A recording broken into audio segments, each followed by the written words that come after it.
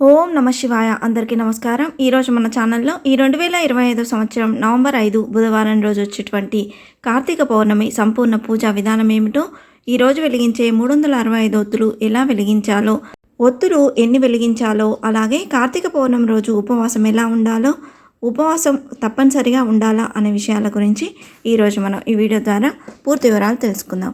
ఎక్కడా స్కిప్ చేయకుండా పూర్తి వీడియో చూస్తారని ఆశిస్తున్నాను.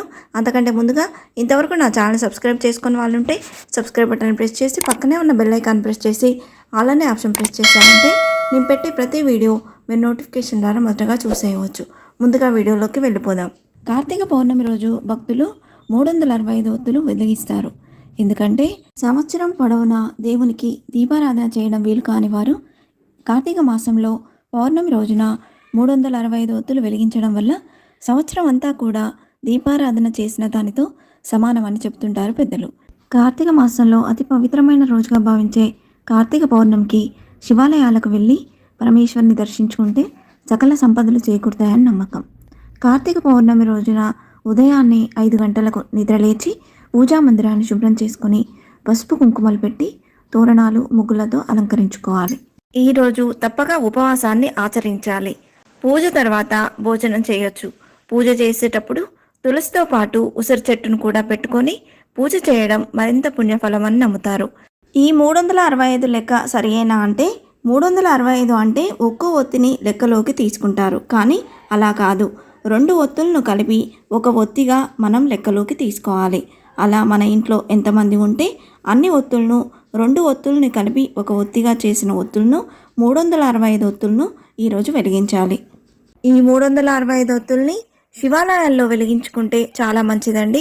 ఆలయానికి వెళ్ళలేని వారు ఇంటి వద్దనే తులసి కోటల్లో ఉసిరి కొమ్మను పెట్టి పూజ చేయడం మరింత పుణ్యఫలం అని నమ్ముతారు. అలా పెట్టుకున్న తర్వాత తులసి కోట శుభ్రం చేసుకొని ముందు బియ్యపుండితో ముగ్గు వేసుకోవాలి. కోటని పూలతో ముస్తాబు చేసుకోవాలి. తర్వాత తులసికి 2 వైపులా దీపాలు వెలిగించుకోవాలి. పసుపు కుంకుమలతో దీపారాధన చేయాలి. మొదటగా గణపతి పూజతో మొదలు పెట్టాలి. తర్వాత కలశ పూజ చేయాలి. కలశ పూజ ఆచారం ఉన్న వాళ్ళు చేయవచ్చు, లేకపోతే అవసరం లేదు.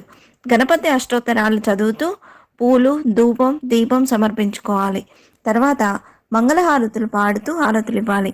ఆత్మ ప్రదక్షిణ చేసుకోవాలి. ఇప్పుడు ఒక పక్క ఆకులు పెట్టుకొని మీద ప్రమిద పెట్టుకొని పసుపు కుంకుమలతో అలంకరించుకోవాలి. ముందుగా తడిపి సిద్ధం చేసుకున్న 365 ఒత్తులను వెలిగించాలి. ఉసిరి దీపం, పిండి దీపం కూడా సంప్రదాయం ఉంటే పక్కనే వెలిగించుకోవాలి. తర్వాత నైవేద్యం సమర్పించాలి. మరి పౌర్ణమి రోజు ఈ ఒత్తులను వెలిగించడం వీలు కాకపోతే మరి ఎప్పుడు 365 ఒత్తులను వెలిగించవచ్చు అని చాలా మందికి ఉన్న సందేహం. కార్తీక పౌర్ణమి రోజు ఈ 365 ఒత్తులను వెలిగించడం వీలు కాని సమయంలో ఏదైనా అడ్డంకి వచ్చినట్లయితే కార్తీక మాసంలో వేరే రోజుల్లో కూడా ఈ ఒత్తులను వెలిగించుకోవచ్చు. మరి ఏ రోజుల్లో వెలిగించుకోవచ్చో, అలాగే ఎక్కడ వెలిగించాలో, ఎవరు వెలిగించాలో ఇప్పుడు తెలుసుకుందాం. కార్తీక సోమవారాల్లో ఈ 365 ఒత్తుల్ని వెలిగించుకోవచ్చండి.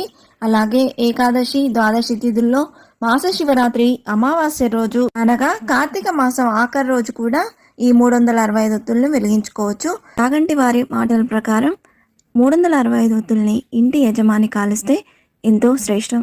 ఇక్కడ నేను మా వారు కలిసి కాల్చామండి. ఈ ఒత్తులను కాల్చేటప్పుడు నుదుట విభూది ధరించి ఓం నమ శివాయ అనే మంత్రాన్ని జపించాలి. పూజ చేసేటప్పుడు పడమర వైపు కూర్చోవాలని పండితులు చెప్తున్నారు. కార్తీక పురాణం ప్రకారం కార్తీక పౌర్ణమి రోజు చేసే ఉపవాసం 6 పద్ధతుల్లో చేయవచ్చు అని వివరించడం జరిగింది. అందులో మొదటిది, శక్తి గలవారు కార్తీక పౌర్ణమి రోజు పగలంతా ఉపవాసం ఉండి సాయంత్రం పరమేశ్వరునికి అభిషేకం చేసి నక్షత్ర దర్శనానంతరం తులసి తీర్థం సేవించాలి. దీన్ని ఉపవాసం అంటారు. ఇది సాధ్యం కాని వారు రెండవది ఏకభుక్తం.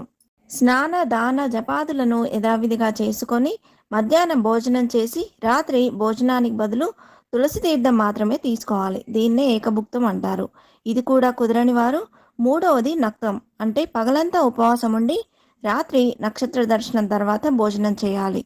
ఈ ఉపవాస పద్ధతి మహాశివుడికి ఎంతో ప్రీతికరమైంది.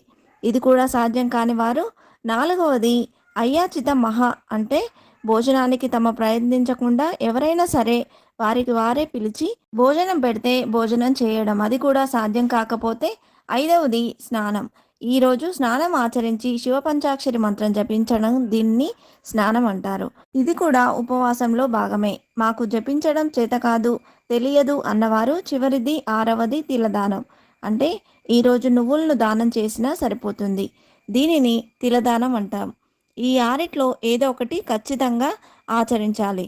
ఏది కూడా ఈ కార్తీక పౌర్ణమి రోజు ఆచరించకుండా ఉంటే అలాంటి వారు 8 యుగాల పాటు కుంభిపాక గౌరవాది నరకాలను పొందుతారని కార్తీక పురాణం వివరిస్తుంది. కాబట్టి 8 ఏళ్లలోపు పిల్లలు, 80 ఏళ్లు దాటిన వృద్ధులు, రోగపీడితులు ఉన్నవారు, శ్రామికులు, కర్షకులు, శరీరం సహకరించని వారు, ఏదైనా కారణం ఆటంకం వచ్చిన వారు తప్ప ప్రతి ఒక్కరూ ఈరోజు ఉపవాసం చేయాలి. ఇకపోతే కార్తీక పౌర్ణమి రోజు 365 ఒత్తులను వెలిగించేటప్పుడు తప్పనిసరిగా నియమనిష్టలను పాటించాలని, తెలిసి తెలియక కొన్ని తప్పులను చేయకూడదని పండితులు చెప్తున్నారు. కార్తీక పౌర్ణమి రోజు మనం వెలిగించే 365 ఒత్తులను స్వయంగా మనమే తయారు చేసుకొని వెలిగిస్తే మంచిదని, ఒకవేళ ఈ దీపాలను ఉదయం వెలిగించాలనుకుంటే రాత్రి మొత్తం ఆవు నెయ్యిలో నానబెట్టి మరుసటి రోజు వెలిగించాలి. అదేవిధంగా సాయంత్రం వెలిగించాలనుకుంటే ఉదయమే ఆవు నెయ్యిలో ఈ ఒత్తులను నానబెట్టి వెలిగించడం మంచిది. ఒకవేళ ఆవు నెయ్యి అందుబాటులో లేకపోతే నువ్వుల నూనెలో అయినా నానబెట్టి వెలిగించడం మంచిది. ఇకపోతే కార్తీక పౌర్ణమి రోజున దీపాలు వెలిగించే సమయంలో పొరపాటున కూడా కొన్ని పనులు చేయకూడదు. 365 ఒత్తులను వెలిగించే సమయంలో సరాసరి ఒత్తులను వెలిగించి పూజించకూడదు. ముందుగా తమలపాకులు, పసుపుతో గణపతిని తయారు చేసుకొని గణపతిని పూజించిన అనంతరం విఘ్నేశ్వరుడికి హారతి ఇచ్చిన తర్వాత మనం 365 ఒత్తులను వెలిగించాలి. ఈ ఒత్తులు వెలిగించే సమయంలో తమలపాకు తీసుకొని దానిపై పసుపు కుంకుమ వేసిన అనంతరం మట్టి ప్రమిద తీసుకొని 365 ఒత్తులను వేసి దీపం వెలిగించాలి. ఇలా దీపాన్ని వెలిగించిన తర్వాత పసుపు కుంకుమలతో దీపాన్ని పూజించి అనంతరం ధూపం వేయాలి. దీపం వెలిగించే సమయంలో బెల్లం ముక్క లేదా అరటి పండ్లు, చల్మిడి పాకం వంటి వాటిని నైవేద్యంగా సమర్పించడం మంచిది.